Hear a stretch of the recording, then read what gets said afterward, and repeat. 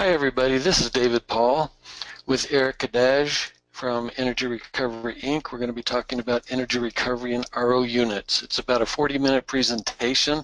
I'm just going to give a brief intro, and then Eric is going to provide details of the ERI type of energy recovery device, and then we'll have 15-20 minutes of Q&A at the end. So if you have any questions, just type it into the question box.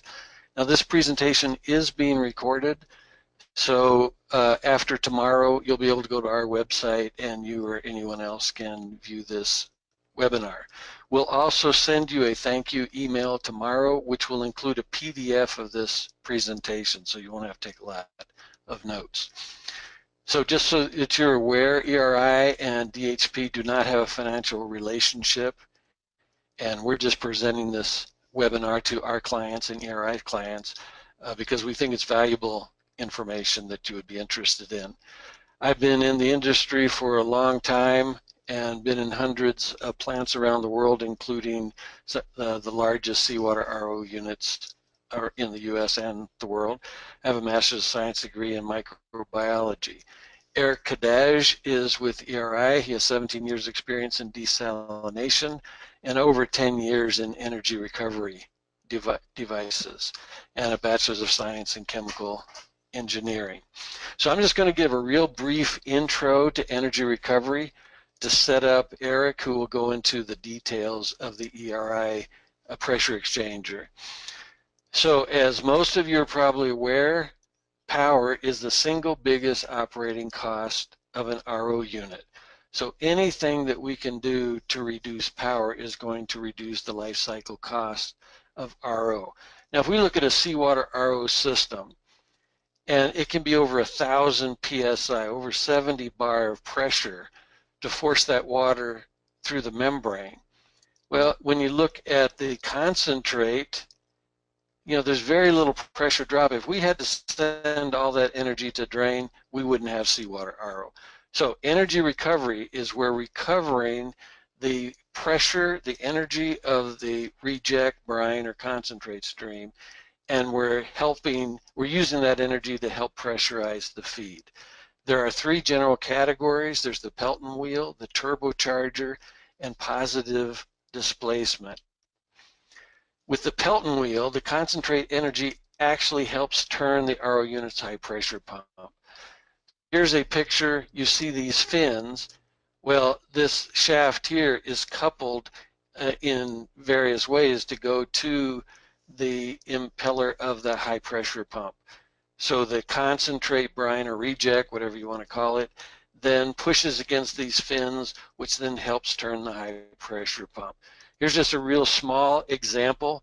Here's a clear housing where we can see the brine as it's exiting. We have the reject pipes. That's the piping where the fins, the reject is going against the fins and turning the shaft, and then the reject then goes to drain, goes to atmosphere. With turbochargers and positive displacement, the ERDs, the energy recovery devices, take the concentrate energy to boost the RO feed water pressure, but it's not coupled directly to the high pressure pump. So with the turbocharger, you have a dual pump that has two impellers on the same shaft.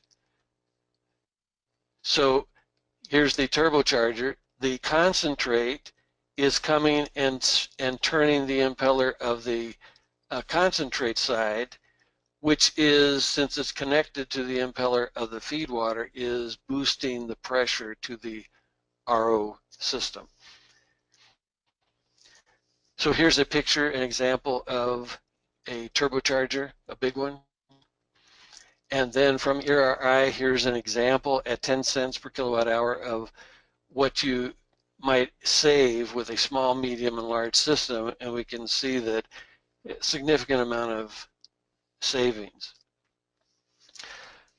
So again, this is going to be in the PDF that you receive tomorrow, so you don't need to worry about copying this down. But for an excellent animation of the turbocharger, you can go to that website.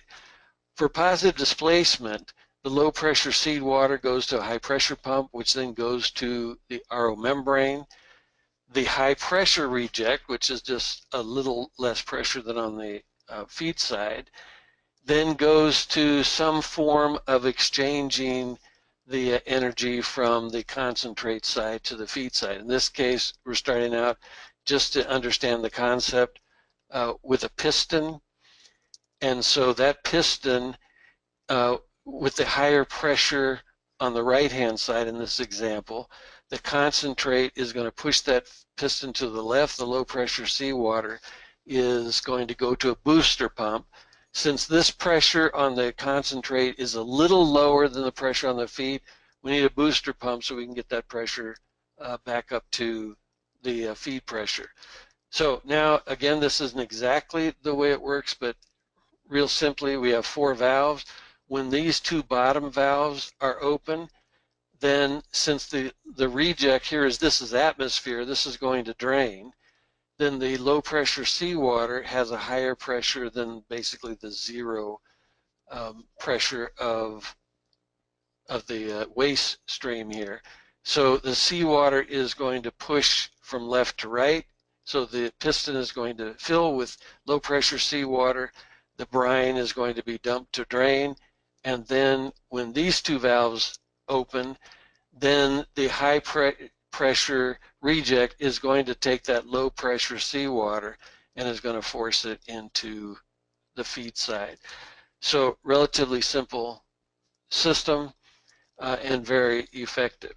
So for positive displacement, the one that I just showed you with the piston, that's the FlowServe, which is Calder or DWR system. Energy recovery has a similar but similar concept, but quite different. And if you want to see an excellent video of the FlowServe ERD, then there is a YouTube address that you can go to. So I'm not going to go into any detail on the energy recovery. I'm just going to introduce it because Eric's going to take over. So they have a positive displacement, but it's called a pressure exchanger. But the uniqueness, or one of the uniquenesses, is that the channels are rotating, not going back and forth, and there are no pistons. So here's a picture of what Eric's going to be talking about. For an excellent animation, you can go to this web address. So now I'm going to turn it over to Eric, and he will go into the details of the pressure exchanger.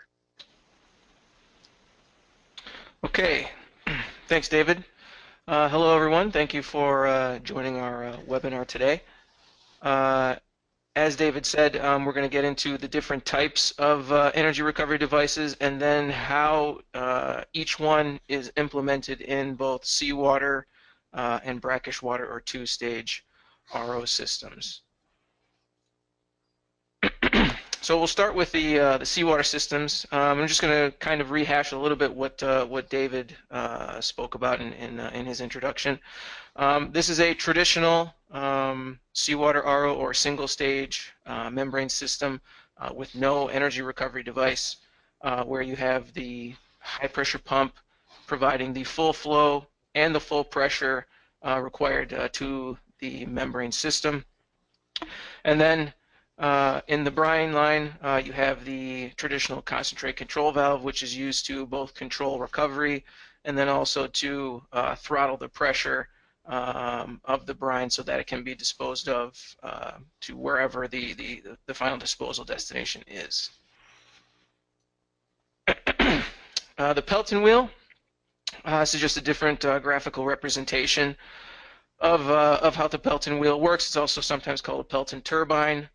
And as David said, you have the brine that comes in, energizes the turbine through the cups, as shown here. And the most typical application of this in RO systems is the Pelton turbine will be directly connected to a dual shafted motor. And then on the other side of the motor, you have the main high pressure pump. Both the motor and the high pressure pump in a Pelton system are required to be sized for full flow and full pressure. and then when the turbine is activated or energized, it spins the motor shaft so that you do not require the full amount of energy that would normally be required without the Pelton wheel. But everything is coupled together, so everything must be on the same plinth or the same platform, and everything must be coupled and aligned to each other. The other part of the Pelton turbine is after the brine flow goes through the Pelton turbine, you don't need the concentrate control valve anymore, but you do need some kind of pump, a sump pump of sorts, because after the brine flow goes through the turbine, it is basically dropped to atmospheric pressure. So you have to have some type of sump pump to pump it to wherever its final destination is. For the turbocharger, as David said, it decouples the energy recovery device from the main high pressure pump. So you have a device, the turbocharger, which has a turbine impeller. Same general concept as the Pelton turbine, just much smaller, because the turbocharger device is a freewheeling device. And what that means is that it is not restricted to normal synchronous speeds of standard motors, that being 3,600 or 3,000 RPM or anywhere in between there. Many times the turbochargers operate above 10,000 RPM, even sometimes 20 to 30,000 RPM depending on the size. Typically the smaller the turbocharger, the higher the speed of its internal rotating assembly. That turbine impeller is directly coupled to the pump impeller, which is on the feed side, feed side of the system.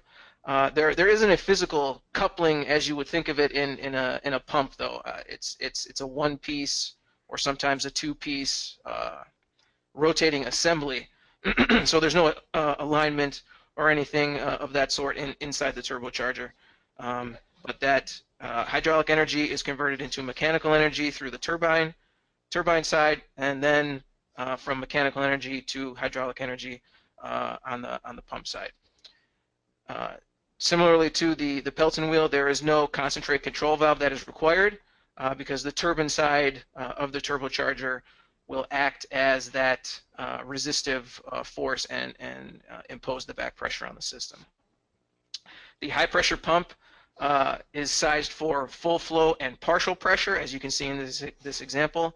The high pressure pump is pumping 500 gallons a minute and producing about 565 psi of head, and then the turbocharger is taking that 500 GPM and pressurizing it to 920 psi total membrane pressure.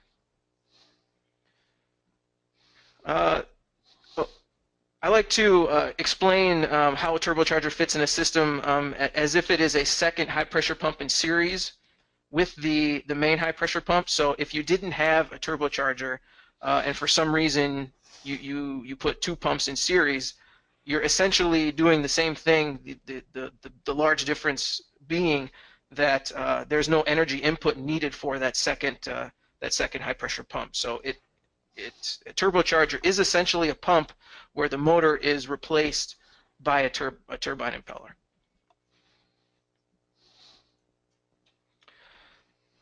For the PX, or the pressure exchanger, what you have is the main feed flow coming in, the 500 gallons a minute, is split between the high pressure pump and the PX. The high pressure pump in a PX system only processes the flow equivalent to the permeate, and then the rest of the flow, which would be equivalent to the concentrate or the brine, is processed by the PX. Inside the PX, you have rotating flow channels, as David said. There are no physical pistons inside the PX itself. There's a hydraulic piston, if you will. So the two fluids come into contact with each other, but the exchange of pressure is done when the lower pressure feed flow comes into direct hydraulic contact with the high pressure brine flow, and that high pressure brine flow transfers its energy to the feed flow, and then that is what comes out into the circulation pump, and then back it rejoins the feed stream after the high pressure pump. The circulation pump typically produces about 2 to 3 bar, depending on the characteristics of the membrane system, the piping. There isn't much of a drop in pressure across the PX, typically less than 1 bar. And then that exchange repeats itself over and over and over again. There are multiple channels inside the PX, and when you go to that YouTube video, you'll be able to visualize it much better. It's difficult to describe it without actually showing the animation. But the bottom line is that instead of the high pressure pump having to process the full flow and the full pressure, now it only has to process, in this case, 40% of the total flow, but it does process the entire pressure. So the size of the high pressure pump can be decreased typically, and then of course the motor is decreased as well. The offsetting circulation pump that we're talking about in medium systems, you would be talking about a 20 to 30 horsepower pump on the circulation, 20 to 30 horsepower motor, excuse me, on the circulation pump versus 600 to 700 horsepower on the main high pressure pump. So while it's not insignificant, the energy required for the circulation pump, it's certainly much lower than the reduction in the main high pressure pump. Similarly, as I discussed with the turbocharger, you can think of the PX as a second pump in parallel, where again the PX is handling the 300 gallons a minute of the total 500 gallons a minute and pressurizing it to the full 920 psi, and then the 2 streams out of each pump join together and go through the membrane system. This is a simplified efficiency curve chart for each of the 3 main types of devices that we're going to be discussing. For the isobaric devices, the efficiency curve is generally flat. For PXs, typical efficiencies run around 96 to 96.5% across the entire range of flows. As is with any centrifugal device, whether it be a pump, a turbine, or an energy recovery device, you have a curve for the centrifugal devices, and as capacity or flow increases, then you have the efficiency increasing as well. Because the turbocharger is a coupled device and separate from the high pressure pump and is free to operate at any speed, its efficiency is higher than the Pelton turbine. The Pelton turbine efficiency that we're showing here is the turbine plus the motor plus the high pressure pump efficiency all rolled into one, because many times you'll see a Pelton turbine that says 92% efficiency, and you'll see a turbocharger that's 80% efficiency, and people will say, wow, the Pelton wheel is much more efficient. The Pelton wheel is only 1/2 of the total efficiency that you must consider for the unit as you can think about it. So just keep that in mind when you're evaluating efficiencies. This is an exploded view of the AT turbocharger that we manufacture at ERI, just showing the main components inside the turbocharger. So the heart of the turbocharger is the rotating assembly in the center there, and on the left-hand side you can see the turbine impeller. You can see the common shaft in between. There's a small center bearing or journal bearing that keeps the shaft floating properly. And then on the right-hand side, you have the pump impeller. Both sides of the turbocharger have a volute, like just as most single-stage pumps do. In our case, we have a patented technology where the volutes are removable and customizable and can be changed at any time. Some other turbochargers have volutes as well, but they're machined into the steel casing of the turbocharger. So changing that characteristic would be extremely difficult to accomplish, and we'll get into why that's important here in a second. The other two bearings inside the turbocharger, there's a pump side bearing, which is not shown here. It's simply another journal bearing for support. And then the main thrust bearing on the left-hand side, that the face of the turbine impeller that runs up against is what takes all of the thrust force inside the turbocharger. So there's no grease, there's no oil bearings inside the turbocharger. Everything operates on the fluid that's inside the turbocharger, including the thrust bearing. There's a groove either on the thrust bearing face or on the turbine side face that establishes a hydrodynamic bearing where as you squeeze that water down, even though water is almost incompressible, it can compress a very small amount. And then as the thrust goes towards the turbine side, you'll compress that fluid down until it resists that thrust force, and that's what the turbocharger operates on. Okay, so just quickly about the volute insert technology. It's important to understand that when a lot of these plants are being built, the idea is that the plant will last for 20, 25, 30 years even. That's the plan, or that's the goal for not only the turbocharger but the entire plant itself. So every 3, 5, 7 years, typically the membranes need to be replaced. Some can last longer, some are shorter, but on average, we'll say 5 years.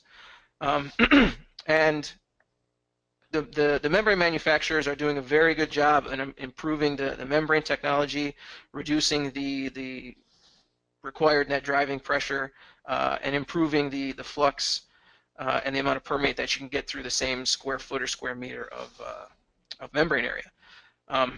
So in the early 2000s, say in the year 2000, if you were to design a seawater system, it would typically be about 35% recovery and an operating pressure of 74 bar. Today, you're looking at 40 to 45%, up to even 50% in some cases, and an operating pressure that is 6 to 10 bar less than what it was 15 years ago. So if you think about a centrifugal device, every centrifugal device has a best efficiency point at the peak of the curve and at that certain speed. So if you designed a piece of rotating equipment in the year 2000 and you change out your membranes today, you're going to be operating off of that best efficiency point because both your flow and your pressure will change. In some cases, operators are happy to live with that, but if you want to maximize the efficiency and the performance of your energy recovery device, and again, this only applies to the turbochargers and the Pelton wheels. The PXs don't have a curve. It's a flat curve, if you want to think of it that way. But if you operate off of that curve, then you can be losing efficiency. And what it looks like is something like this. This is an example that we've seen. So what you can see is that a 10% change in flow, whether it's due to pressure, recovery, permeate flow, whatever it is, if you put in new membranes, your feed flow may change, the amount of flow you have to put in on the front end to get the same amount of permeate. So if you operate off of that the top of that curve, the green line, the best efficiency point, you could be looking at, in this example, 1.5% drop in efficiency, which doesn't seem like a lot. We've seen cases where it's 2, 3, 4% drop in efficiency. It really depends on the characteristic of that curve and how steep it is or how shallow it is around the points that you're going to be moving off from. The bottom line is that if you have a piece of equipment where the volute is and the custom hydraulics are machined into the steel, then you can't really do much about that if you want to move that best efficiency point in either direction. With the removable inserts that I showed previously, and the removable nozzle as well, you can reset the best efficiency point so that it is now in the new feed flow that you require. So these inserts are made of a plastic material. They're very lightweight. They're very easy to remove and replace. They can be machined relatively quickly. So if after 5-10 years you decide that you're going to replace your membrane and now you're operating off the best efficiency point, then you could have new volutes sent out to you and get back to that peak operating condition. So just a case study that we looked at, a 1.5 to 2% loss of efficiency can cost quite a bit in terms of OpEx. In this example, it's 8,600 gallons a minute pump flow or feed flow to the membrane. The required head is 562 psi. The best efficiency point is 87, and we're operating 1.5% off of that with a cost of power of 12 cents per kilowatt hour. And the OpEx increase over 20 years is $1.1 million.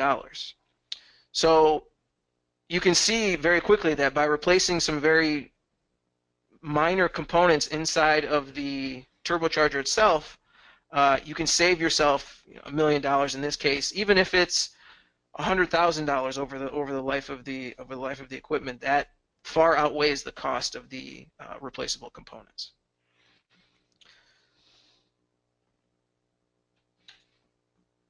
Okay, so we're going to move to two-stage design now, which is typically seen in brackish RO systems. There are some two-stage systems in seawater RO, but it's far less common in seawater RO than it is in brackish water RO. And there are brackish RO systems that are three-stage. I've seen brackish systems that are four-stage. And the turbocharger and the energy recovery devices can still be used in those systems in different configurations, but we're going to focus on just a two-stage system right now. So let's take a look at the energy available for a seawater RO system and then compare it to brackish water RO. So for the seawater RO system, we can see here that the feed pressure is 900 psi, membrane DP of 30, and 40% recovery, and you have a concentrate energy ratio of about 58%, which means that about 58% of the concentrate energy is available to the energy recovery device, and then you have about a 3 kilowatt hour per cubic meter specific energy consumption for seawater RO. Now, if you compare that with brackish water RO, now you have 220 psi, because brackish water is always lower in terms of required pressure than seawater RO because of the TDS and the salinity of the water is much less. You typically have a higher recovery. So in seawater we saw 40%, in brackish water 70%, 75, 80%, even higher in some cases. So the concentrate energy ratio is much less. There's much less energy available for a brackish water system than there is in a seawater system, but there are still reasons, in addition to saving energy, where you would want to use an energy recovery device in a brackish RO system. So before we get into the ERDs, let's talk a little bit about flux and flux balancing. Okay, so what is flux? Flux is the amount of permeate you can get through the membrane for the entire system. And there's two units, if you will, of how flux is measured. There's the metric unit, which is LMH, or liters of permeate per square meter per hour. And then there's GFD, which is more common in the US, which is gallons per square foot per day. Okay, so why would you want to balance the fluxes? So if you think about a two-stage system, if you have a much higher flux in the first stage than the second stage, then that means that your first stage is working a lot harder than the second stage. So what does that mean? It means that you're going to have a higher rate of fouling in the first stage than the second stage. You may have to replace those membranes in the first stage than you would in the second stage. And it can complicate your maintenance program where you have to service the first stage in March, and then you have to come out again in 6 months or 3 months and service the second stage, instead of doing both the first stage and the second stage at the same time. So you have to send a crew out 2 different times instead of just 1 time. You can also it would also it can improve the final permeate quality because you're getting more performance out of the last couple of membranes inside a pressure vessel than you would if the fluxes are not balanced.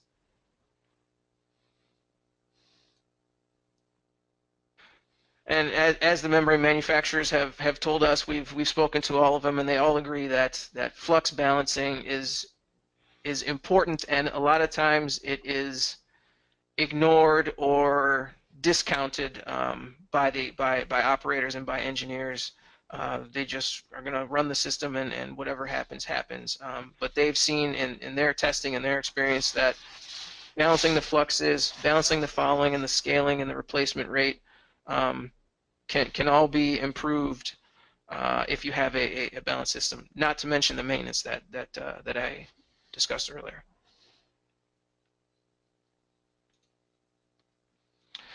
So there are a few ways to balance flux. The first, and I guess the easiest from an equipment standpoint, would be to install a valve on the permeate line of the first stage.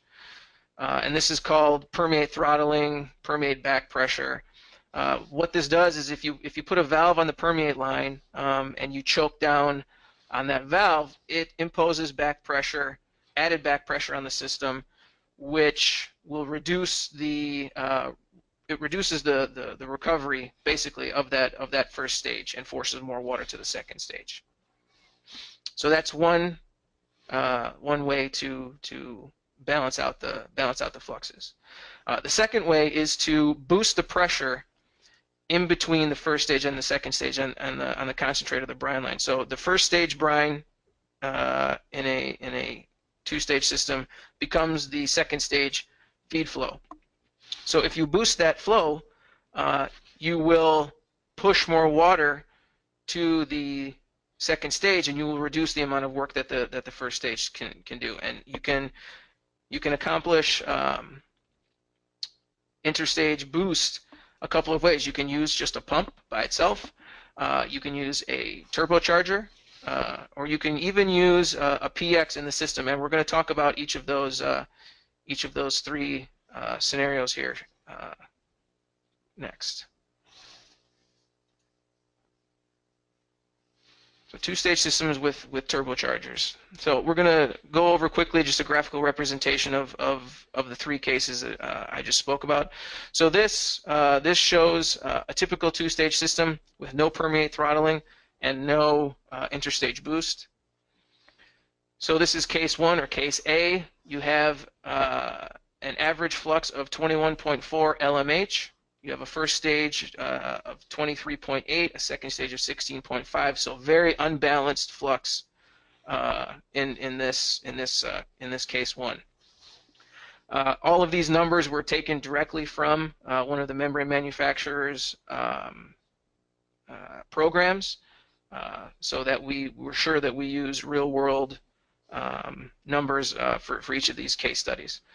The feed pump pressure is 9.9 bar, and the feed pump power is 309 horsepower. So this is case 1, no permeate throttling, no interstage boost. Case 2, We're going to look at permeate throttling. As I said, you can have a permeate valve in first stage or sometimes both stages, depending on the balance that you want to have. And typically, it's some type of control valve, not necessarily a ball valve, because ball valves are not great for control. So it could be a globe valve or any type of valve that gives you proper flow control. So same average flux, 21.4. But as you can see, the first stage flux now is 21.9, which has come down, and the second stage flux is 20.2, which has come up, which is what we would expect. That's the goal.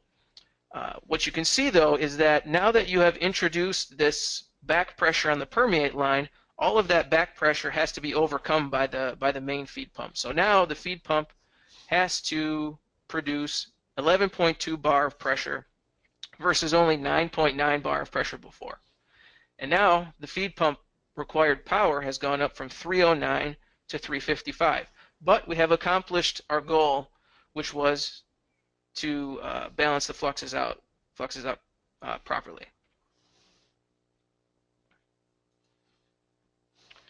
Then case 3, what you have is you have the turbocharger, and again the turbocharger operates in the exact same way it does in a seawater RO. The only difference being is that on the turbine side you're taking brine from the second stage, and on the pump side you're pressurizing the interstage brine flow instead of the feed flow in a seawater RO system. But from a functional standpoint, the turbocharger operates in the exact same way. Sometimes even similar models can be used in seawater and brackish water, depending on the characteristics. So we'll take a look at the numbers. Again, average flux is 21.4, same as before. First stage flux is 21.9, and the second stage flux is 20.2, exact same as with permeate throttling.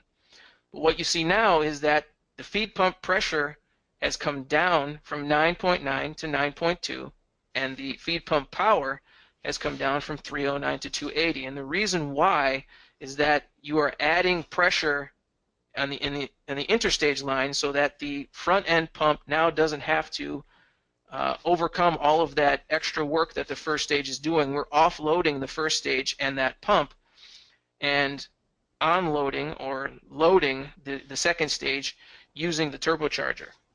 Now this could be done as well with an interstage pump, but if you're going to use an interstage a pump with an electric motor, then you're not really gaining all of the savings that you would with the turbocharger, because the turbocharger has a net energy increase on itself of 0.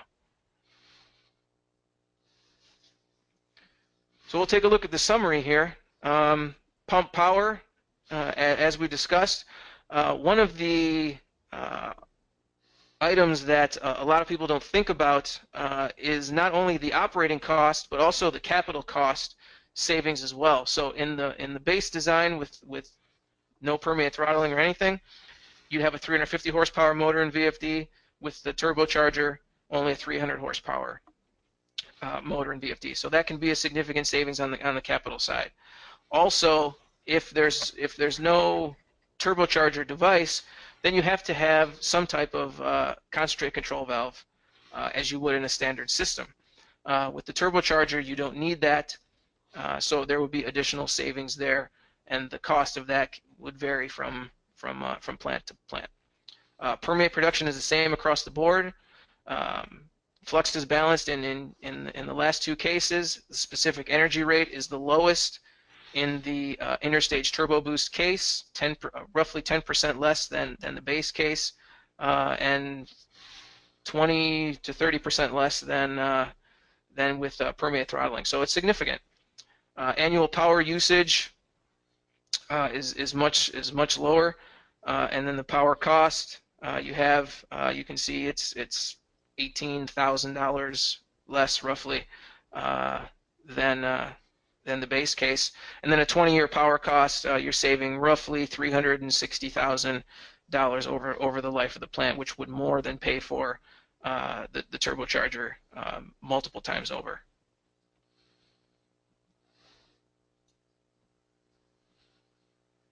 Now, two-stage systems, two-stage modeling with an isobaric device. So just to see how it's set up a little bit differently.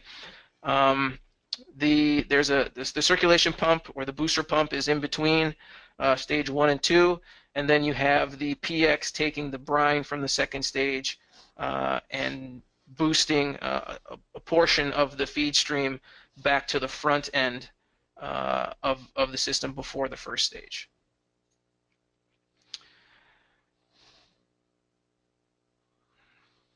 So again, you would have the turbocharger, excuse me, the PX.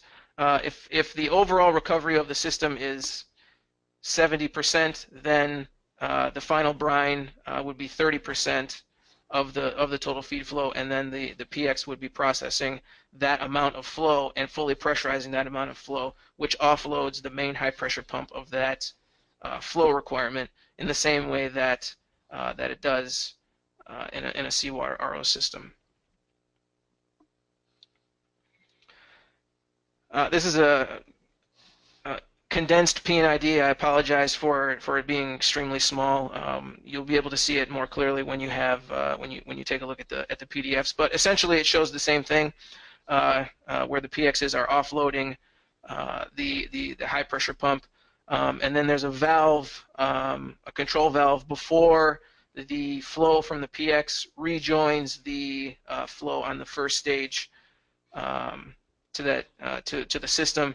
And what that valve does is, if the valve wasn't there, then the circulation pump and the PXs would only be working to overcome the losses in the system, and you would not have as much flexibility in being able to change the recovery of either stage and better control flux rates. What that valve does is it imposes a back pressure which allows you to operate in the full range of the circulation pump for whatever combination or flows that you might need for that system. But at the end of the day, it accomplishes the same goal of balancing fluxes while also reducing energy because it offloads the high pressure pump.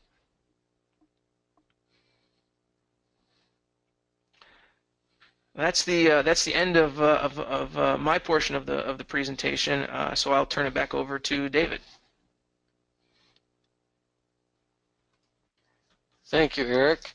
So it's now question and answer time. So Daryl, our guy who is running this, will be sending questions to Eric. Eric will read the question and then give his answer. Okay, the first question is how to calculate the energy recovery unit size.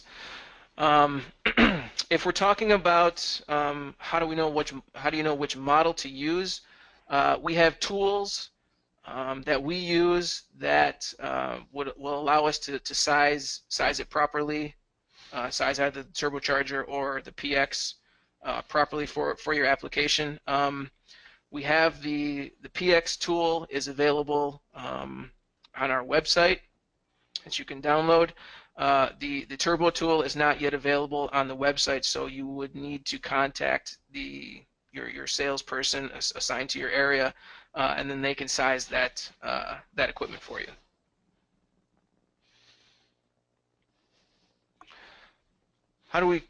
Next question is, how do we calculate the efficiency?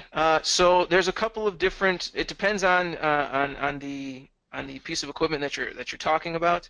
I don't have anything on a slide that I can show you, but essentially, to calculate the efficiency of a turbocharger, you take if you're operating it in the field, you could take the actual boost that you're getting from the turbocharger, call it 500 psi, and then you divide that by the reject ratio, which is brine flow divided by feed flow, times the differential pressure across the turbine side. So that would be the brine pressure into the turbocharger minus the brine out of the turbocharger.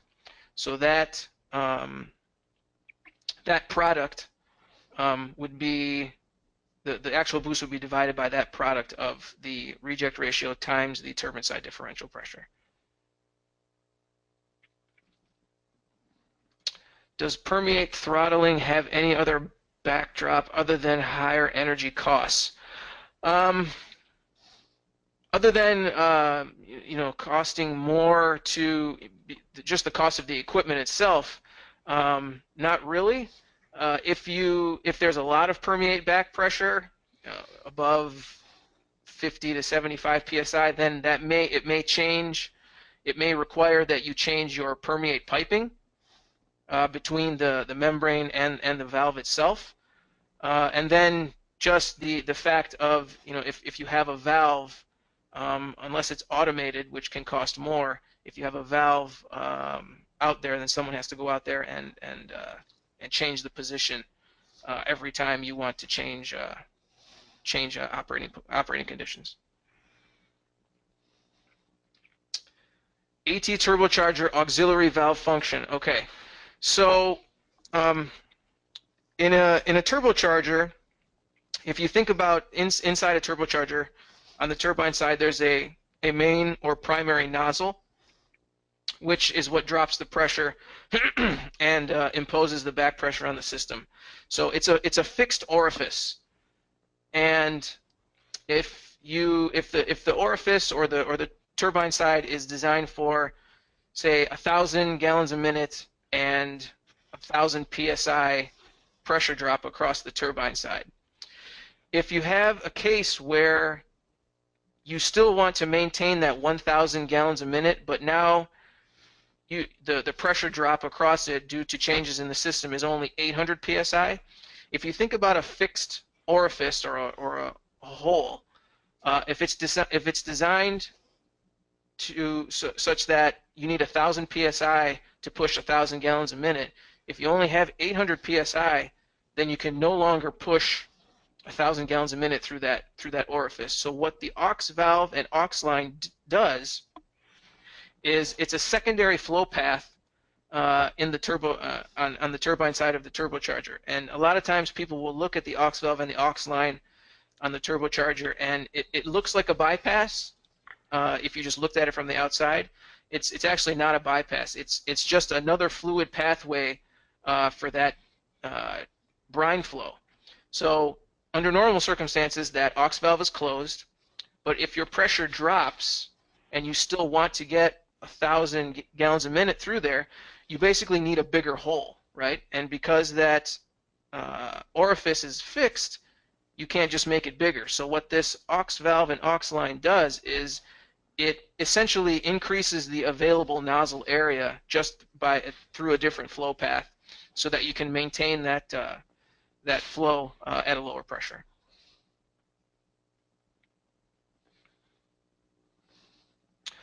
What is the smallest size at which it is economical to deploy energy recovery on brackish systems? Well, I mean, it really depends on what your sensitivity to payback is. We've spoken to some operators that say, we're happy with a 10-year payback. Some that say it has to be 2 years, 2 years or less. It's not so much the size of the equipment, because the size of the equipment usually goes along with what your payback is. So if you spend $10,000 on a small turbocharger and you're saving $2,000 a year, then your payback is 5 years. Similarly, if it's $100,000 for the turbocharger and you're saving $20,000 a year, again, it's all the payback period is the same amount of time. So it's more the better question to ask is what pressure, down to what pressure does energy recovery make sense in broader terms? And we've seen cases where down to 80 psi even makes sense for an energy recovery device. We've designed turbochargers that run as low as 40 gallons a minute, but again, it's just a matter of how sensitive you are to payback and how sensitive you are to upfront capital capital cost. The smaller you go on a centrifugal piece of equipment, the lower the efficiency is, so the payback is going to be a little bit longer. But if you're not sensitive to a short payback period, then I think it would still be worth your while. Additionally, in brackish systems specifically, you need to take into account the balancing of the fluxes, the lower maintenance, all of those things to make the final decision. It's not just as simple as flow capacity.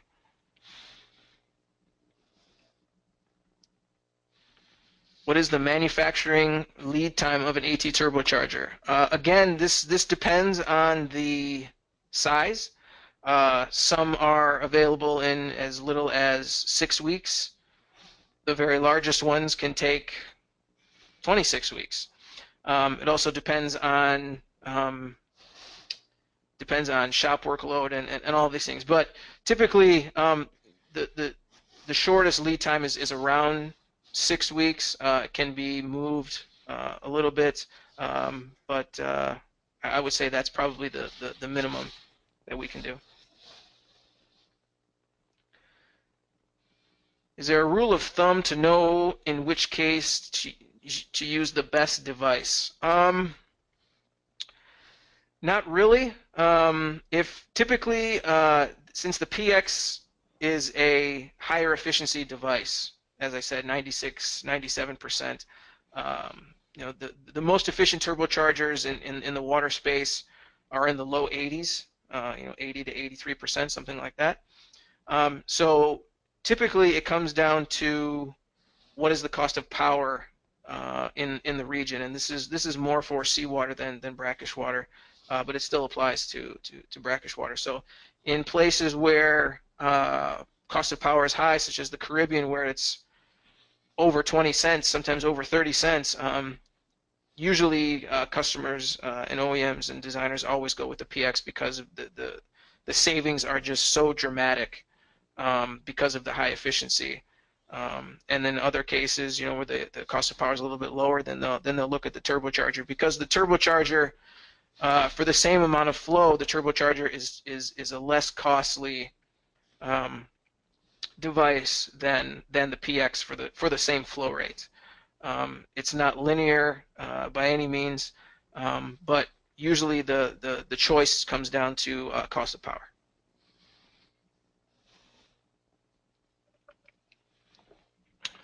Rule of thumb to estimate the overall noise in running more than one device. This would apply only to the PX. The highest capacity PX that we manufacture handles 300 gallons a minute. And then if you need, say, 900 gallons a minute, then you would just manifold 3 of these PXs together in the same way that you manifold pressure vessels for a membrane system. A turbocharger is a single unit, a single device for every system, regardless of what the capacity is. So, like I said, the smallest turbocharger we've built is 40 gallons a minute. The largest one that we've built handles 9,000 gallons a minute.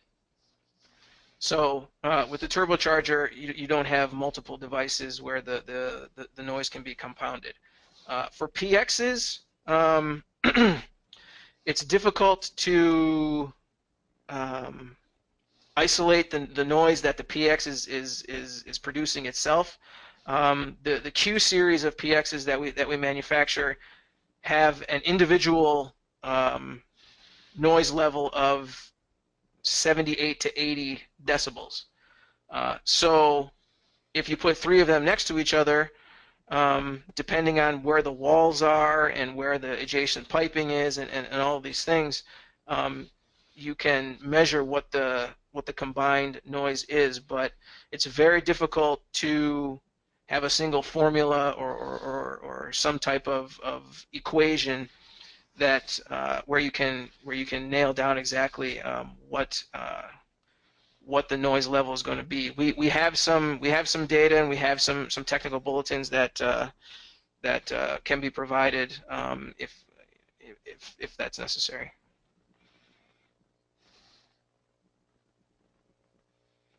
Are all the wetted parts in the PX or other devices available in NSF61 materials? The Q300, I believe, is fully NSF61 certified.